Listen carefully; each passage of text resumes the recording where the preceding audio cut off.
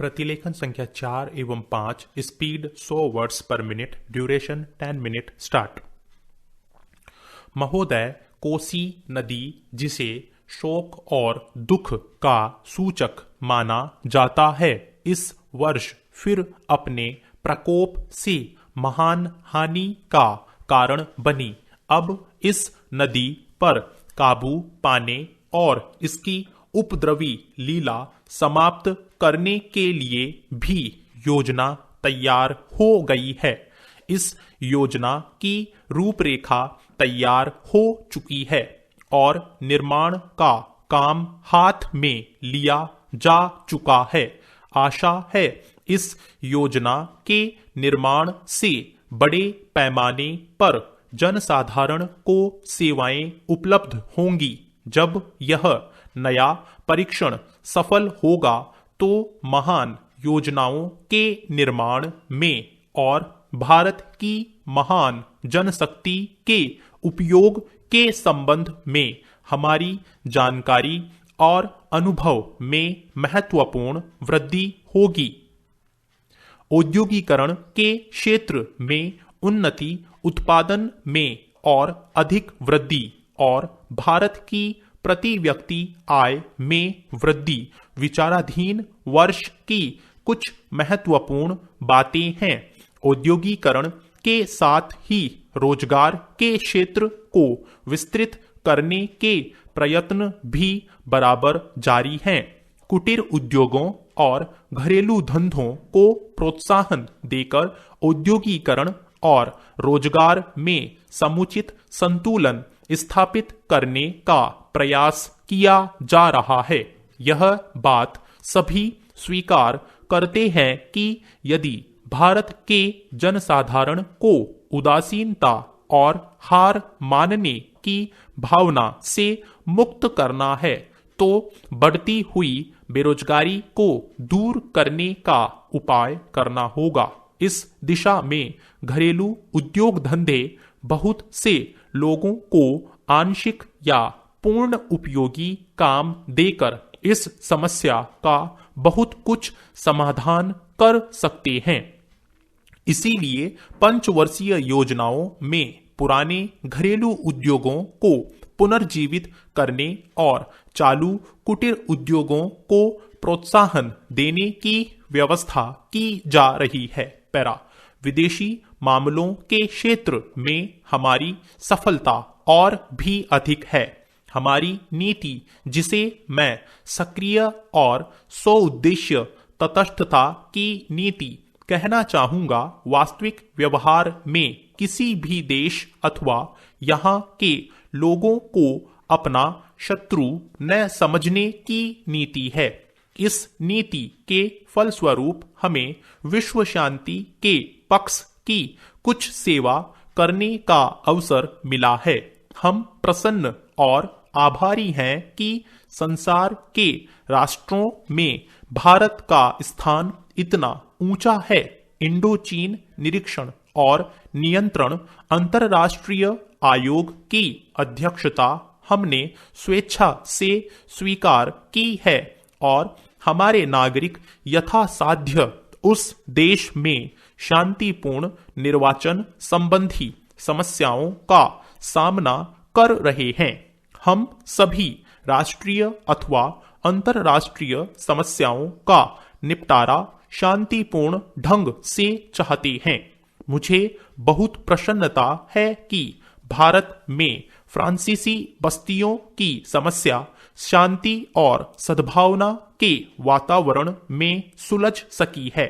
शांतिपूर्ण प्रणाली की सफलता का वह एक महत्वपूर्ण उदाहरण है। दुर्भाग्य से भारत में पुर्तगाली बस्तियों की ऐसी ही समस्या को सुलझाने की दिशा में प्रगति नहीं की जा सकी। मैं आशा करता हूं कि पुर्तगाल इन बस्तियों को रहने वाले लोगों के स्वाधीनता के अधिकार को स्वीकार करेगा और फ्रांस और ब्रिटेन की सरकारों का अनुसरण करेगा। जैसे ही यह वर्ष समाप्त हो रहा है, हम अपने सबसे निकट के पड़ोसी पाकिस्तान के साथ अपने संबंधों में अपने सुखद परिवर्तन देखते हैं। पाकिस्तान के लिए हमारे हृदय में सदैव से पूर्ण सद्भावना और शुभकामनाएं हैं। पैरा महोदय, बच्चों को जो ज्ञान प्राप्त हो वह अनुभव से प्राप्त हो, न कि केवल स्मरण शक्ति पर आश्रित रहकर रटाई द्वारा। उन्होंने सोचा था और उच्चतम शिक्षा शास्त्रियों का भी यही विचार है कि इस प्रकार से प्राप्त ज्ञान बच्चों में जागरूकता, कार्यकुशलता, स्वतंत्र भावना पैदा करता है, जो इस जीवन के संग्राम में बहुत सहायक हो सकता है। दूसरा मौलिक विचार उनका यह था कि इस प्रकार की शिक्षा इस देश के लिए अनुकूल ही नहीं बल्कि अनिवार्य है। बच्चों से जो कुछ भी काम कराया जाए वह उत्पादक काम हो और उससे जो कुछ भी पैदा हो उससे शिक्षा का व्यय यदि पूरा पूरा नहीं तो अधिकांश निकल सके, क्योंकि यदि शिक्षा का व्यय दूसरे प्रकार से निकलने का प्रयत्न किया जाएगा तो वह बोझ इतना बड़ा होगा कि शिक्षा सार्वजनिक नहीं बन सकेगी। पिछले वर्षों में जो कुछ भी विचार किया गया था या प्रयोग करके देखा गया उससे जहां तक मैं समझता हूं वही निष्कर्ष निकाला जा सकता है जो पहले सम्मेलन में हुई बहस से निकाला जा सकता था। हमारे शिक्षा शास्त्रियों ने इस पद्धति को अनुकूलता और श्रेष्ठता तो मान ली थी, पर उनकी दृष्टि में इसके द्वारा शिक्षा का व्यय निकालना असंभव ही नहीं अनुचित भी था।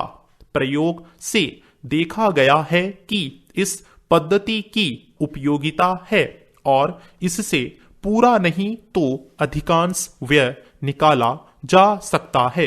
यह मैं प्राथमिक और माध्यमिक शिक्षा के संबंध में कह रहा हूं। पैरा उच्च कोटि की शिक्षा के संबंध में अभी प्रयोग नहीं के बराबर हुआ है, इसलिए उसके संबंध में अभी कुछ भी कहना संभव नहीं है। इतना होते हुए भी हम देखते हैं कि इस पद्धति को उतना प्रोत्साहन नहीं मिला और न इसका उतना प्रचार ही हुआ जितना होना चाहिए था और जितना स्वराज्य प्राप्ति के बाद हम कर सकते थे। इसका कारण जहां तक मैं समझता हूं यही है कि इसकी उपयोगिता प्रमाणित होने पर भी पुरानी पद्धति पर जो आस्था थी वह अभी दूर नहीं हुई है और इसी कारण शिक्षा के काम में जो व्यक्ति लगे हुए हैं उनका न तो इस ओर ध्यान गया है और न उन्होंने इस विषय पर गहराई से चिंतन ही किया है। पैरा आज भी हम इतना ही कह सकते हैं कि इस पद्धति का अभी केवल प्रयोग ही किया जा रहा है। इसे राष्ट्रीय कार्यक्रम मानकर हमारी सरकार ने उसको चालू करने का निश्चय नहीं किया और क्रियात्मक रूप से कुछ करने की बात तो नहीं के बराबर ही है। उसका परिणाम यह हुआ है कि पुरानी पद्धति की संस्थाएं दिन प्रतिदिन बढ़ती जा रही है और शिक्षा पर सरकार जो कुछ भी व्यय कर सकती है या करना चाहती है उसका बहुत बड़ा अंश उस पद्धति को ही बनाए रखने में व्यय हो रहा है और इस पद्धति को बहुत कम प्रोत्साहन मिला है। मेरा अपना विश्वास है कि शिक्षा में मौलिक परिवर्तन अवश्य किया जाएगा। स्टॉप। Thank you. साथियों, इस चैनल को सब्सक्राइब करें और बेल आइकन को प्रेस करें ताकि लेटेस्ट वीडियो की जानकारी आपको मिलती रहे।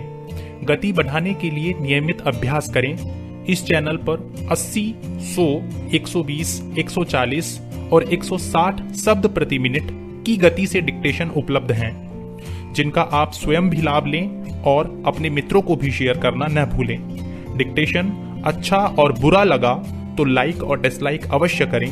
कोई सुझाव या प्रश्न हो तो कमेंट बॉक्स में लिखें।